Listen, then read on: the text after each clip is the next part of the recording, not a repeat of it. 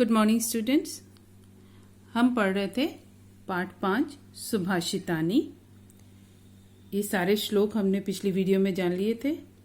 उम्मीद है आप सबने इनको अच्छी तरह से पढ़ा होगा। तो चलिए आज इसी पर आधारित हम अभ्यास कार्य करते हैं। अभ्यास में सबसे पहले है मौखिक। अपनी रुचि के किन्हीं 2 श्लोकों को कंठस्थ कीजिए। ये प्रश्न है, तो कोई भी 2 श्लोक जो आपको अच्छे लगे उन्हें आप कंठस्थ मतलब याद कर लीजिए। निम्नलिखित शब्दों के लिंग बताइए। पातकम सज्जनः विद्या सहायकः चंदनम भूतानाम रसवती।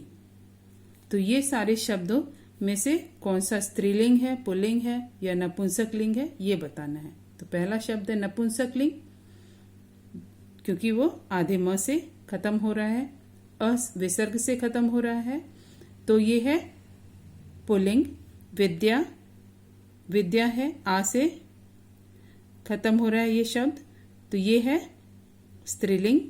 सहायक पुल्लिंग, चंदनम नपुंसक लिंग, भूतानाम नपुंसक लिंग और रसवती ये स्त्रीलिंग। भूतानाम पुल्लिंग भी हो सकता है, क्योंकि ये जब हम रूप पढ़ते हैं, रूप में ये षष्ठी विभक्ति बहुवचन में भी आता है ये, ठीक है। तो ये पुल्लिंग भी हो सकता है और नपुंसक लिंग भी। चलिए अब हम शुरू करेंगे लिखित अभ्यास। संस्कृत में उत्तर दीजिए। यहाँ संस्कृत में प्रश्न पूछे गए हैं, उनके उत्तर भी आपको संस्कृत में ही लिखने हैं, ठीक। पहला प्रश्न है, अनृतात् परः किम न अस्ति। झूठ से परः मतलब बड़ा, क्या नहीं है, तो झूठ से बड़ा कोई पाप नहीं है। उत्तर लिखेंगे अनृतात् पर पातकम न अस्ति।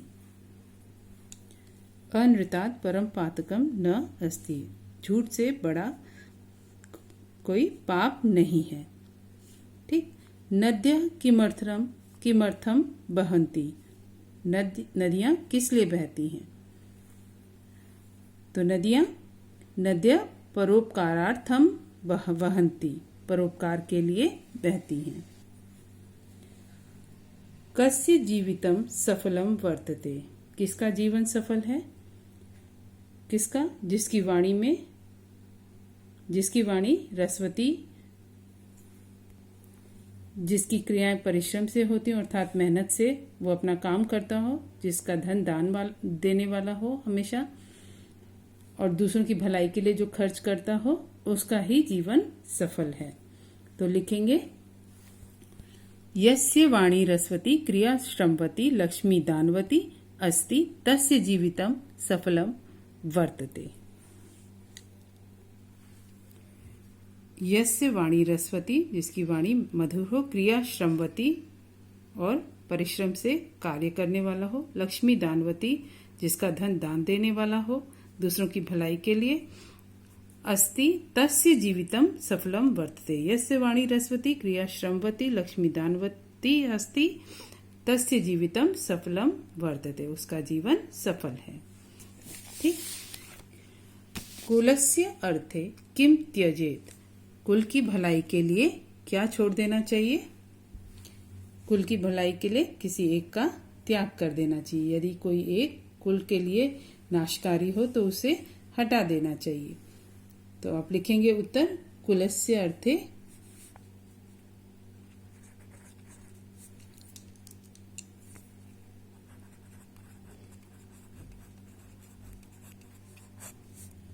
एक त्यजेत, ठीक। विभु कुत्र सहायतां करोति। ईश्वर किसकी सहायता करते हैं, यत्र उद्यम साहसम धैर्य बुद्धि शक्ति पराक्रम च वर्तन्ते तम बुद्धि विभु सहायतां करोति। तो ईश्वर कहाँ सहायता करते हैं, जहाँ पे ये 6 गुण होते हैं, परिश्रम, साहस, धीरता, बुद्धि, शक्ति और पराक्रम। तो उत्तर लिखेंगे यत्र उद्यम साहसम धैर्यम बुद्धि शक्ति पराक्रम च वर्तन्ते तत्र विभु सहायतां करोति। यत्र उद्यमः, जहाँ परिश्रम, साहस, धैर्य, बुद्धि, शक्ति और पराक्रम वर्तन्ते होते हैं, तत्र विभु सहायतां करोति, वहाँ ईश्वर सहायता करते हैं। ठीक, अगला प्रश्न देखिए, संधि कीजिए। यहाँ शब्द हैं अलग अलग, इनको जोड़कर एक शब्द बनाना है।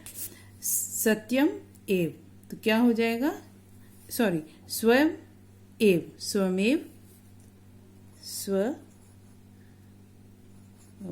स्वमेव, ठीक, स्वयमेव।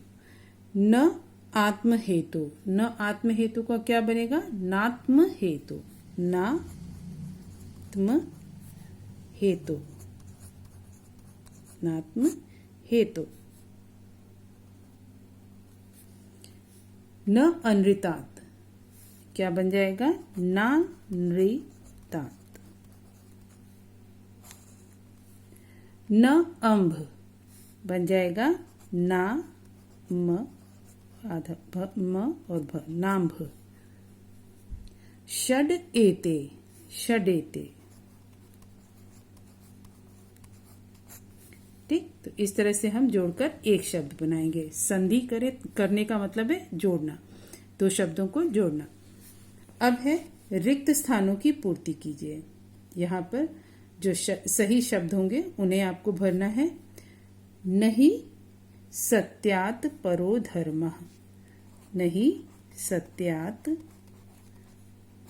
परो धर्मः, सत्य से बड़ा कोई धर्म नहीं है। डैश फलानी वृक्षा, स्वयं न खादन्ति फलानी वृक्षा, स्वयं न खादन्ति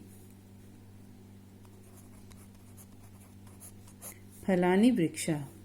उद्यमः साहसं धैर्यं बुद्धिः शक्ति पराक्रमः, बुद्धि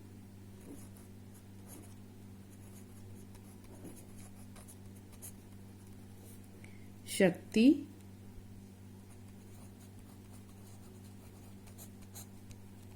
पराक्रम। ग्रामस्य अर्थे डैश त्यजेत, ग्राम की गांव की भलाई के लिए कुलम त्यजेत, कुलम त्यजेत। वाणी डैश यस्य डैश डैश क्रिया, वाणी रसवती, वाणी रसवती यस्य श्रमवती क्रिया, श्रम यस्य श्रमवती, ठीक, वाणी रसवती यस्य यस्य श्रमवती क्रिया। ठीक है, अब है वाक्य। निम्नलिखित शब्दों का संस्कृत वाक्यों में प्रयोग करो। ये शब्द दिए हुए हैं, इनका वाक्य बनाना है। ऐसे वाक्य बनाने जिसमें ये शब्द आते हों। ठीक है, तो पहला शब्द है ज्ञान। सत्यात् परम ज्ञान ज्ञानम न अस्ति, ठीक, सत्यात् परम ज्ञानम नास्ति, सत्य से बड़ा कोई ज्ञान नहीं है। पातकम अनृतात् परम पातकम अस्ति, झूठ सबसे बड़ा पाप है। अनृतात् परम पातकम नास्ति, झूठ से बड़ा पाप नहीं है। सत्य से बड़ा ज्ञान नहीं है और झूठ से बड़ा पाप नहीं है। अब है धर्मः। सत्यात् परः धर्म न अस्ति, सत्य से बड़ा कोई धर्म नहीं है। सत्यात् परः धर्म न अस्ति। परोपकाराय, भलाई के लिए, परोपकाराय सतां विभूतयः भवति, सज्जनों की संपत्ति परोपकार के लिए होती है। परोपकाराय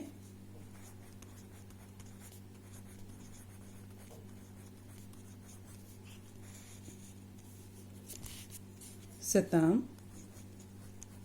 सताम मतलब सज्जनों की, विभूतयः संपत्ति, सज्जनों की संपत्ति परोपकार के लिए भवती होती है। ठीक, वाणी। तस्य वाणी रसवती अस्ति, उसकी वाणी रसवती है। तस्य उसकी वाणी रसवती मधुर है। ठीक, अब अगला प्रश्न देखिए। ये सारे श्लोक हैं। श्लोक के आपको हिंदी में अनुवाद लिखने हैं, अर्थ लिखने हैं। ये सारे मैंने आपको करा दिए। ये कॉपी से देखकर आप यहाँ पर लिख सकते हैं। ठीक है, अपनी कॉपी से देखकर आप यहाँ पर लिखेंगे अपनी बुक में इन सारे श्लोकों के अर्थ को।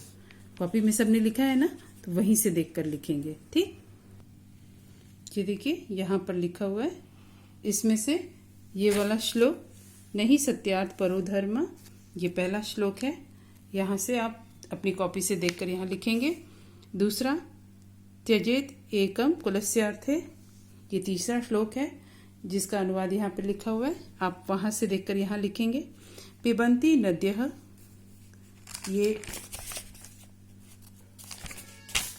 ये आखिरी श्लोक है, छठा श्लोक। यहाँ से देखकर आप अपनी बुक में लिखेंगे। ठीक, पाठ के शब्दार्थ भी आप बुक से देखकर लिखेंगे। ठीक है ना।